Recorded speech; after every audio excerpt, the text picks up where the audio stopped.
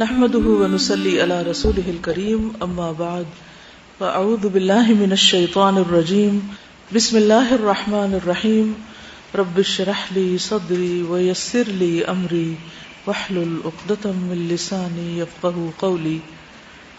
سیدہ ہند بنت عتبہ رضی اللہ عنہا لشکر اسلام کے مکہ معظمہ میں داخل ہونے سے پہلے ابو سفیان اپنی قوم کے پاس پہنچ کر کہنے لگا، اے میری قوم، میں نے اسلام قبول کر لیا، تم بھی اسلام قبول کر لو، کیونکہ میں نے مشاہدہ کر لیا کہ محمد صلی اللہ علیہ وسلم لشکر جرار کے ساتھ تمہاری طرف آ رہے ہیں جس کا تم مقابلہ نہ کر سکو گے. تمہاری بہتری اسی میں ہے کہ تم مسلمان ہونے کا اعلان کر دو. ہند نے جب اپنے خاوند ابو سفیان کی بات سنی تو اس کے ہوش اڑ گئے. وہ ابو سفیان کو کہنے لگی، ارے یہ تم کیا کہہ رہے ہو؟ کیا تم ہوش میں ہو؟ کیا تمہارے حواس ٹھیک ہے؟ تم اپنی قوم کے بدترین سربراہ ثابت ہوئے ہو. مکہ والوں، اس غدار کو قتل کر دو، یہ قوم کا بدترین سربراہ ثابت ہوا ہے. اس نے قوم کی ناک کٹوا دی، یہ اس قابل نہیں کہ اسے قوم کا سربراہ تسلیم کیا جائے. ابو سفیان نے کہا، اے میری قوم، کہیں اس عورت کی باتوں سے دھوکہ نہ کھا جانا.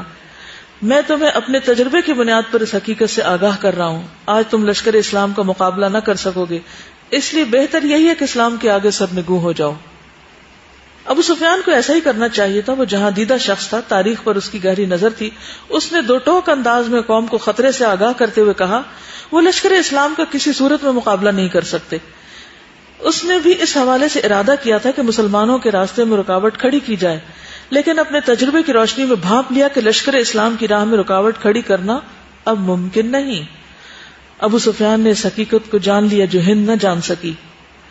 عبداللہ بن عباس فرماتے ہیں کہ جب رسول اللہ صلی اللہ علیہ وسلم لشکر اسلام کی قیادت کرتے ہوئے مر الزہران مقام پر پہنچے تو عباس فرماتے ہیں کہ میں نے یہ بات کہی کہ اگر آج قریش نے رسول اللہ صلی اللہ علیہ وسلم کے مکہ معظمہ میں داخل ہونے سے پہلے ان کی خدمت میں پہنچ کر امان طلب نہ کی تو وہ تباہ و برباد ہو جائیں گے.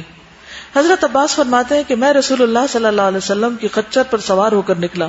میں دیکھ رہا تھا کہ کوئی اپنے کسی کام کے لیے مکہ جانے والا ہو تو وہ اہل مکہ کو رسول اللہ صلی اللہ علیہ وسلم کے بارے میں بتا دے تاکہ وہ آپ کی خدمت میں پہنچ کر امان طلب کر لیں. یعنی حضرت عباس کے دل میں مکہ والوں کی ایک خیرخواہی تھی کہ یہ مارے نہ جائیں، اور اس سے پہلے کہ آپ پہنچیں یہ باہر جا کر اسلام قبول کر لیں، امان طلب کر لیں. میں چلا جا رہا تھا کہ میں نے ابو سفیان اور بدیل بن ورقہ کو آپس میں باتیں کرتے ہوئے سن لیا. میں نے کہا، اے ابو حنزلہ، تم یہاں؟ ابو سفیان کو کہہ رہے. ابو سفیان نے میری آواز کو پہچان لیا اور کہا، ابو الفضل، یعنی کون؟ حضرت عباس. ام الفضل ان کی وائف تھی نا. میں نے کہا ہاں. اس نے کہا، میرے ماں باپ صدقے، آپ یہاں کیسے؟ میں نے کہا، یہ دیکھو رسول اللہ صلی اللہ علیہ وسلم اپنا لاؤ لشکر لے کر پہنچ گئے. اس نے کہا، اب کیا کرنا چاہیے، کوئی ہیلا بتاؤ. یہ کہتے ہوئے میرے پیچھے سوار ہو گیا، یعنی اسے خچر پر، اور اس کا ساتھی بدیل بن ورقہ واپس چلا گیا. جب صبح ہوئی تو میں ابو سفیان کو لے کر حضور صلی اللہ علیہ وسلم کی خدمت میں پہنچ گیا. ابو سفیان نے اسلام قبول کر لیا. میں نے عرض کیا، اے اللہ کے رسول صلی اللہ علیہ وسلم، ابو سفیان کو اپنے مسلمان ہونے پر فخر ہے، اس کے لیے کچھ ارشاد فرما دے. آپ نے فرمایا، آج جو ابو سفیان کے گھر میں داخل ہوگا اسے امان حاصل ہوگا، جو اپنے گھر میں داخل ہو کر دروازہ بند کر لے گا اسے بھی امن ہوگا، جو مسجد حرام میں داخل ہو جائے گا اسے بھی امن حاصل ہو جائے گا. اب اس موقع پر ہند جو ہے وہ بھی سارے حالات دیکھ رہی، وہ بھی سب کچھ دیکھ رہی اور بھانپ رہی ہے کہ سب مسلمان ہوتے جا رہے ہیں تو اب کیا کرنا چاہیے. بہرحال اللہ نے اس کے دل میں بھی اسلام کی چاہت ڈال دی، اور وہ کس طرح کہ اس نے حرم میں مسلمانوں کو عبادت کرتے ہوئے دیکھا تو یہ منظر اس کو اچھا لگا. مختلف جو کتابیں ہیں ان میں جو ہند کے قبول اسلام کی داستان ہے اس کا خلاصہ کچھ یوں ہے کہ ہند نے ابو سفیان سے کہا کہ میں بھی محمد صلی اللہ علیہ وسلم کی اتباع کرنا چاہتی ہوں، یعنی دوسرے لفظوں میں بھی مسلمان ہونا چاہتی ہوں. تو ابو سفیان نے کہا کہ کل تو اس بات کو ناپسند کرتی تھی، یعنی میرے خلاف تھی.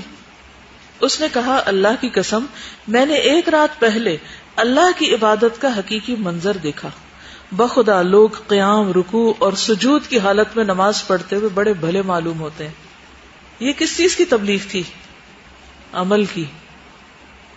اس نے کہا، جو تیرے جی میں آئے کرو.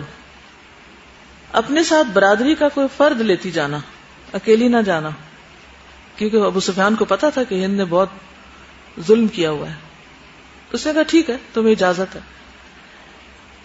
اس میں آپ دیکھیے کہ اوور آل جتنے بھی واقعات آپ نے پڑھے ہیں، اس میں جو ہسبینڈ وائف کے ریلیشن شپ ہیں وہ کتنے ہیں، یعنی اس میں مرد کہیں عورتوں کو ذلیل کرتے نظر نہیں آتے. ایک درجے میں آزادی بھی دی ہوئی ہے، ان کی بات سنتے بھی ہیں، ان کی بات رد بھی کرتے ہیں، یعنی اوپن ڈسکشن ہے.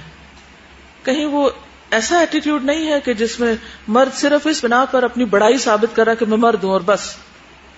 نہیں، اس کے ساتھ ساتھ وہ جہاں کہیں بھی آپ مکالمے دیکھیں، کہیں بھی آپ پڑھیں نا صحابیات کے حالات اور عرب کی عورتوں کے، تو آپ اس چیز کو ضرور غور کریں کہ ان کے ہسبینڈ وائف ریلیشن شپ کتنے اسٹرانگ ہے ایک طرح سے. اور اگر نہیں بنتی تو بات ختم اور کہیں اور نکاح ہو گیا.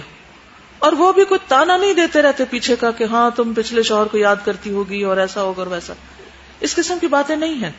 یہ جو عربوں کی خاص خصوصیت ہے نا مروءت، تو ان کے اندر بہت مختلف طرح کی خصوصیات ہیں اور وسعت ذہنی بھی پائی جاتی، بہادری بھی پائی جاتی، سچائی اور امانت بھی ہے، بات کے پکے بھی ہیں، دھن کے بھی پکے ہیں. بہرحال تو کہا جاتا ہے ایک روایت میں کہ وہ حضرت عثمان کے پاس گئی اور ایک اور روایت میں کہ حضرت عمر کے پاس گئی، اور اس کے ساتھ وہ خواتین تھی جنہوں نے اسلام قبول کر لیا تھا.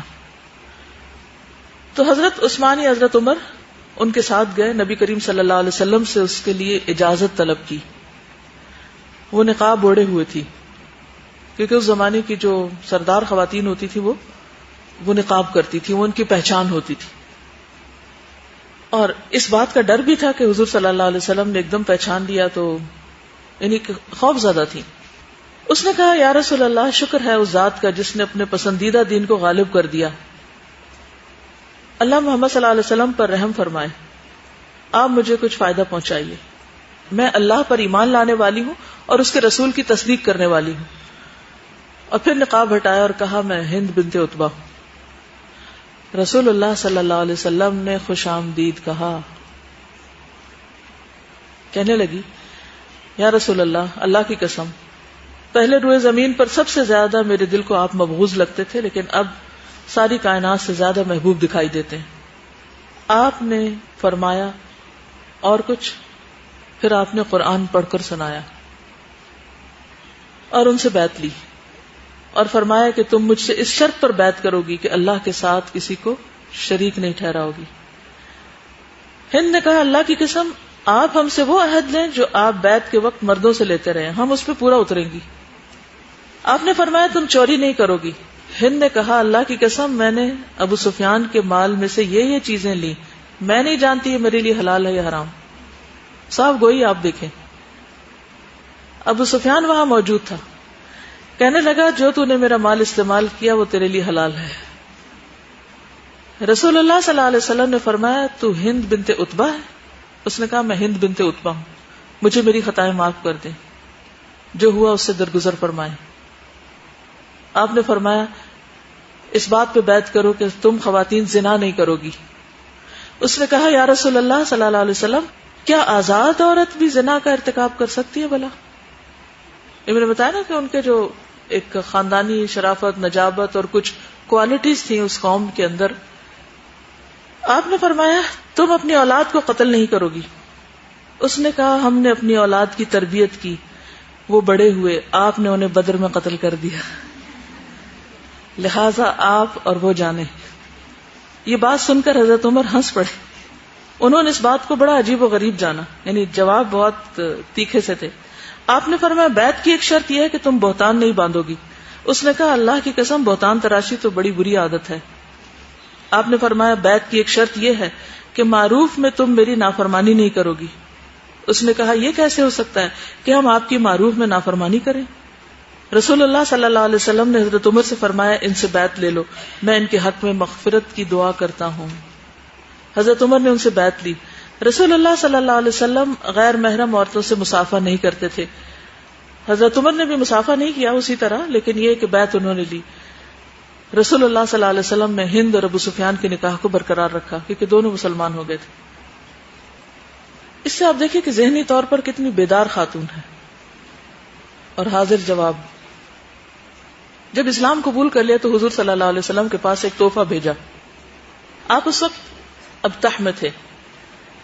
اس کے ساتھ اس کی کنیز تھی، وہ پٹھورے روسٹ کیے ہوئے تھے اور چمڑے کا مشکیزہ تھا، چمڑے کا مشکیزہ اور کچھ کھانا تھا، وہ آپ کی خدمت میں بطور تحفہ بھیجا۔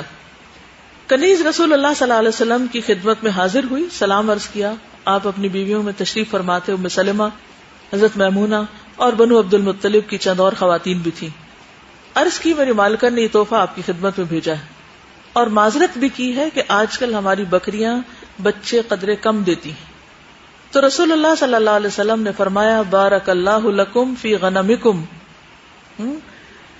اللہ تمہاری بکریوں میں برکت دے اور وہ اکثر جنم دیں، زیادہ بچے دیں۔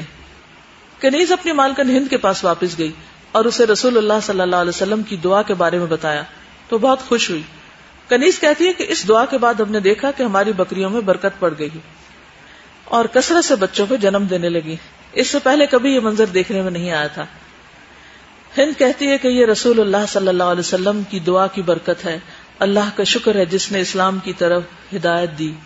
پھر کہتی کہ میں نے خواب میں دیکھا کہ میں دھوپ میں کھڑی ہوں، میرا سایہ ہے لیکن میں اسے اپنے قابو میں لانے پہ قادر نہیں ہوں۔ جب رسول اللہ صلی اللہ علیہ وسلم ہمارے قریب آئے تو مجھے یوں محسوس ہوا کہ میں سائے میں داخل ہو گئی ہوں، یعنی کہ وہ اسلام قبول کرنے سے پہلے ایک طرح سے اس کے دل میں آ رہا تھا اور اسی قسم کے یعنی خواب بھی وہ دیکھ رہی تھی۔ تو بہرحال مسلمان ہو جاتی ہے اور بہت شرح صدر کے ساتھ، کلیئر مائنڈ کے ساتھ اب مسلمان ہوئی۔ مسلمان ہونے کے بعد اس نے جنگ یرموک میں شرکت کی۔ اسلام قبول کرنے کے بعد کہا جاتا ہے کہ جب یہ گھر گئی تو جا کر اپنے بت کو گرایا، اس کو پاؤں سے ٹھوکر ماری، ٹکڑے ٹکڑے کیا اور کہا کہ اللہ کی قسم ہم تیری وجہ سے بہت دھوکے میں تھے، یعنی کہ خود اپنی مرضی سے پھر بتوں کو توڑا۔ ذہبی کہتے ہیں کہ کانت ہند من احسن نساء قریش وعاقلہن، کہ ہند جو تھی وہ قریش کی بہترین عورتوں میں سے تھی اور ان میں سے سب سے زیادہ عقل مند تھی، بہت فصیح اللسان تھی، شاعرہ تھی، دلیر تھی، بہادر تھی، غیرت مند بھی تھی، ان کی اپنی ایک رائے، تدبیر اور دانش مندی بھی تھی ان کے اندر۔ یہ بھی کہا جاتا ہے کہ کانت امرأۃ لہا نفس و انفہ، وہ ایسی خاتون تھی کہ جو خوددار تھی اور ان کے اندر انفہ کہتے ہیں، انف ناک کو کہتے ہیں نا، باغیرت کہہ لیں، یعنی کہ وہ ایسے لوگ کہ جو ناک کٹنے کے بہت فکر مند ہوتے ہیں کہ کہیں ہماری عزت میں کمی نہ ہو جائے۔ وذا رأی و عقل، اور صاحب رائے اور صاحب عقل خاتون تھی، یعنی بہت عقل مند اور سمجھدار تھی۔ ہند کے کچھ اقوال زرعی بھی ہیں اور بہت غور کرنے والی بات ہے وہ۔ ابن الاسیر نے لکھا ہے کہ یہ خاتون بڑی دلیر، غیرت مند، درست رائے اور عقل مند تھی۔ یہ عورت کے بارے میں فرماتی ہیں کہ عورت ایک طوق ہے، اس کے لیے گردن کا ہونا ضروری ہے۔ خوب غور و خوض کر لیجئے کہ اپنی گردن میں تم کس طوق کو ڈال رہے ہو۔ ایک اور قول بھی ہے کہ عورتیں طوق ہوتی ہیں، آدمی کو طوق اپنے ہاتھ میں ہی پکڑنا چاہیے، گلے میں نہیں ڈالنا چاہیے ورنہ مصیبت ہو جائیں گی۔ ہند عمر فاروق کا بہت احترام کرتی تھی اور بہت تعظیم کے ساتھ ان سے معاملہ کرتی۔ حضرت عمر نے ان کے بیٹے کو شام کا گورنر بنایا تھا تو اس نے معاویہ سے کہا کہ اللہ کی قسم کسی آزاد ماں نے آپ جیسا کوئی کم ہی جنا ہوگا، اس شخص نے تجھے ترقی کے زینے پہ چڑھایا ہے، اس کی موافقت کرنا خواہ تجھے پسند ہو یا نہ ہو، یعنی اپنے بیٹے کو یہ نصیحت کر رہی۔ بچپن سے ہی اپنے بیٹے کے اندر لیڈرشپ کی کوالٹیز پیدا کرتی۔ کچھ شعر بھی ہیں عربی میں جن کا ترجمہ ہے کہ میرا بیٹا خاندانی معزز ہے اور اپنے گھر میں ہر دل عزیز اور بردبار ہے، نہ وہ فحش گوئی کرنے والا ہے اور نہ ہی کمینگی کا اظہار، نہ ہی سخت گیر ہے اور نہ ہی منحوس۔ بنو فہر قبیلے کی چٹان ہے اور اس کا سردار ہے، یعنی ہی از اے راک۔ وہ اپنے بارے میں گمان کی مخالفت نہیں کرتا اور نہ ہی بزدلی دکھاتا ہے۔ کسی نے جب بچپن میں امیر معاویہ کو کہا کہ بڑا ہو کر اپنی قوم کا سردار بنے گا تو ہند نے کہا کہ پھر اس نے کوئی کمال نہ کیا۔ معاویہ بھی اپنی والدہ کے بہت مداح ہیں، کہتے ہیں کہ میری والدہ ہند قریش کی ایسی خاتون تھی جو زمانے جاہلیت میں بڑی خطرناک اور اسلام میں بڑی شریف اور خبردار خاتون تھی۔ حضرت معاویہ کی جب خصوصیات کو ہم دیکھتے ہیں تو اس میں ہند کی تربیت کا اثر نظر آتا ہے. دیکھیے کہ آپ نے ابھی ان کی جو خصوصیات دیکھی اس میں جو سوئچ آن آف والی بات ہے بڑی امپورٹنٹ ہے. آگے کہتی ہیں کہ اب تک آپ سے زیادہ کوئی مبغوض نہیں تھا اور اب آپ سے زیادہ کوئی محبوب نہیں. اور وہ کھلے عام اس کا اعتراف کر رہی ہیں. ظاہر ہے ان کے ایمان کا تقاضا بھی تھا. تو رسول اللہ صلی اللہ علیہ وسلم نے فرمایا قسم اس ذات کی جس کے ہاتھ میں محمد کی جان ہے ابھی اس میں اور بھی اضافہ ہوگا. یعنی تم جس محبت اور عقیدت کا اظہار کر رہی ہو اس میں اضافہ ہوگا کیونکہ ایمان کی خصوصیت یہی ہے. پھر اسی طرح یہ ہے کہ ان کو اپنے بچوں کی پرورش کی بھی فکر تھی. حضرت عائشہ کہتی ہیں کہ ہند بن عتبہ آئی, عرض کیا یا رسول اللہ ابو سفیان بخیل ہے, تو کیا اس میں کوئی حرج ہے اگر میں ان کے مال میں سے کچھ لے کر اپنے بچوں کو کھلا دیا کروں, یعنی مجھے بہت نہیں دیتے. فرمایا تم دستور کے مطابق اس کے مال سے لے کر ان کو کھلاؤ تو اس میں کوئی حرج نہیں. اب آپ دیکھیے کانشیس ہے نا, ورنہ کئی عورتیں ہوتی ہیں چوری چھپے بہت کچھ نکالتی رہتی ہیں, کبھی بھی ان پہ دل پہ نہیں کوئی چیز گزرتی کہ وہ غلط کر رہی ہیں. لیکن یہاں آپ دیکھیے کہ آ کے پوچھتی ہیں کہ ہمارا خرچ اور نفقہ بھی نہیں ہے تو کیا اتنا لے سکتی ہے؟ تو آپ نے فرمایا جتنا ان کی ضرورت کا ہو بس اتنا لے سکتی ہوں, یعنی بغیر بتائے. ہمارے ہاں عورت اگر ذرا سی بھی ہمت جرت یا کوئی کام کرنے لگے تو ہر طرف سے اس کو کتنا دبایا جاتا ہے, شخصیت کو مس کر کے رکھتے تھے. ہر ایک کہتا خبردار جو یہ بات کی, خبردار جو یہ سوچا, تم کیا کرنے چلی, تم کچھ نہیں کر سکتی. ہر طرف سے یہی سننے کو ملتا ہے تم کچھ نہیں کر سکتی. اچھا تو عورت بھی کیا سمجھتی, میں کچھ نہیں کر سکتی. تو اصل ویمن امپاورمنٹ جو ہے وہ اسلام نے دی ہے. ٹھیک ہے کہ عورت کچھ کر سکتی. ٹھیک ہے اپنا بنیادی رول تو بھولنا ہی نہیں. انہوں نے کو بلایا کیسے بچے پالے, اس رول کو نہیں بھولی ہیں عورتیں, اپنا اصل کام کیا, لیکن اس کے ساتھ ساتھ جو صلاحیت اللہ نے دی تھی اس کو استعمال کیا. اوکے, سبحانک اللہم و بحمدک اشہد ان لا الہ الا انت استغفرک و اتوب الیک. السلام علیکم و رحمۃ اللہ وبرکاتہ.